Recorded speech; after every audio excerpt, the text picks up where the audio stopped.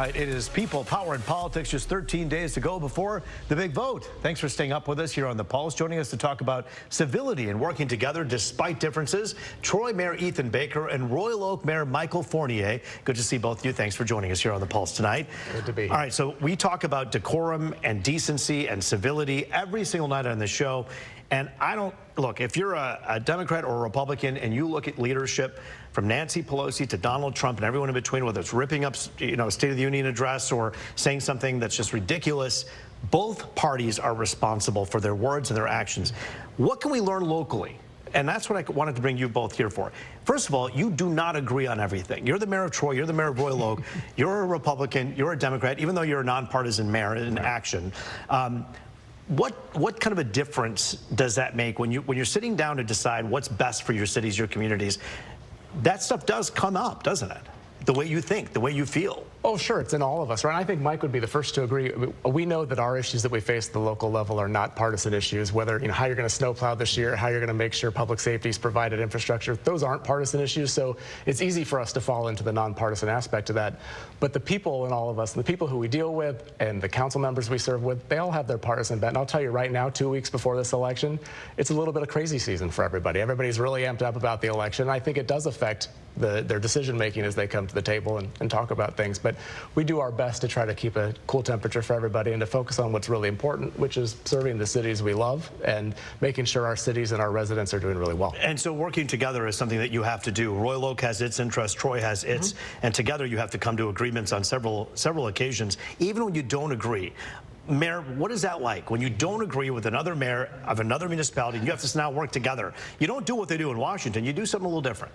Yeah, and I think Ethan said it right. I mean, for us, it's about the quality of life issues, keeping people safe at the local level. And all the South Oakland mayors get together once a month and we break bread.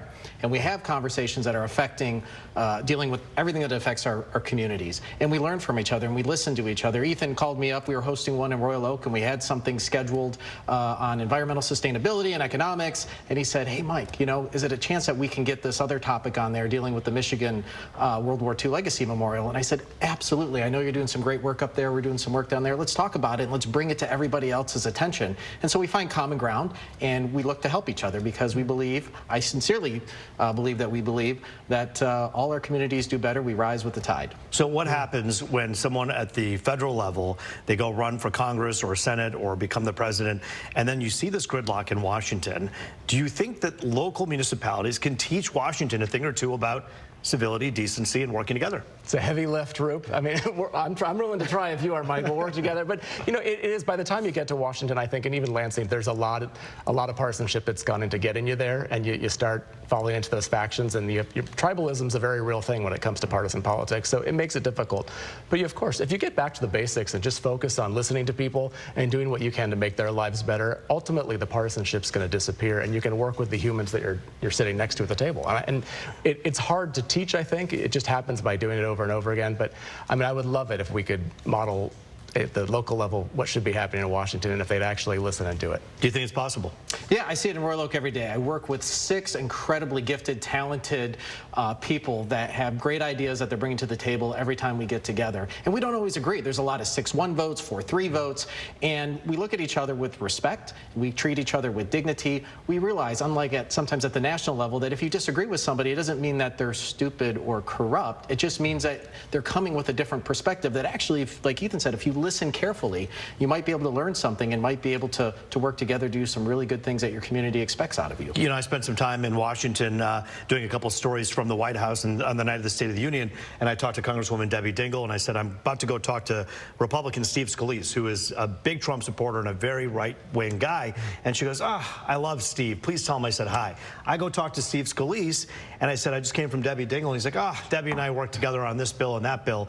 So I have to ask the question, some of the shoulders on the media, the press, for only covering the fire and not covering when things work together. Would you agree with that? I totally would agree with it. I think that's one of the reasons your show's doing so well is because you're allowing civil conversation and people from different perspectives to come and talk about the issues and have it be a productive conversation. But media plays a role. I think money in politics plays a big role too. It's much easier to raise money off of a soundbite that sounds kind of negative or flashy than it is to talk about a kumbaya moment. No one wants to give money to that campaign, even though they probably should and would feel better on the inside. I found it interesting. I was looking at social media, and the New York Post posted a video of former President Donald Trump genuinely wishing Kamala Harris a happy birthday while he was at that McDonald's this past weekend, and said, "Oh, it's her birthday. What do you want to give her? Oh, I may give her French fries. I'll give her flowers. Happy birthday, Kamala."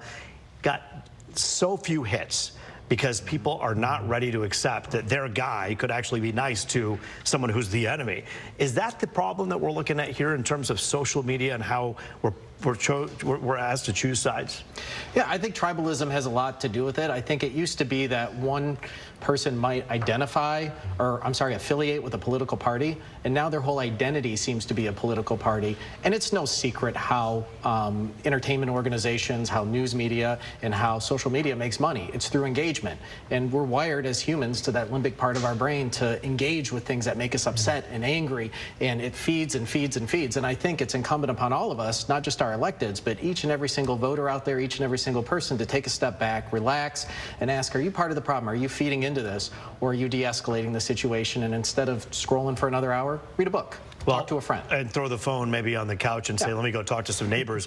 But Ethan, that's one thing that you always talk about. You go into the community, I know you do, and I know you do too, Mayor. You go engage with people who think differently than you, right? And who think differently from each other. Do you think this country is as divided as we see on television, or do you think that it's actually more cohesive? I actually don't think it's as divided. I think the media plays it up a little bit for a lot of reasons, but I think at the heart, we all are really just trying to get along with our neighbors. There's houses all over Royal Oak and Troy that have Trump signs and Harris signs right next to them. I drive by one every day and I see the neighbors out talking to each other. So I figured they're doing just fine in real life. They're not out there yelling because they have different signs up.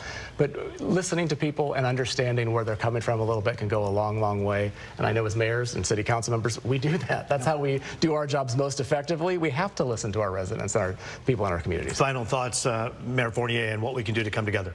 Yeah, I think have some hope looking at your local government. You may not be able to engage with any of the presidential candidates, but call your mayor, call your city commissioner. You may not agree with them on every issue, but you might learn something, and of course they're going to learn something from you, and maybe restore a little bit of hope in American politics. Yeah, fire and disagreement is a part of the democratic process here in America.